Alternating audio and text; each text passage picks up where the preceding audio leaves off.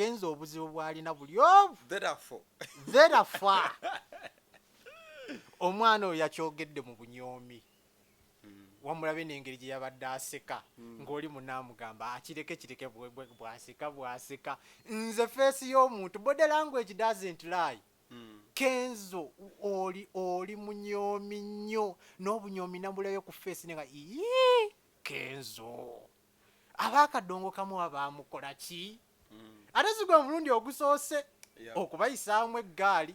Kenzo ffenna tukkiriza nti abaakadongo kamu bonna be yamenya amannya n'abalala be tutamanyi bamusinga okuyimba ekyo no debate about that. Omwana wa Peva bandimulese kubanga Tema Ensingo waali ate Tema Ensingo lulungi mutema ensingo mutema ensingo kati owa Peva n'owokutema ensingo ani abeera omulamu ani awona tutemeko oli ensingo ono tumukube Peva.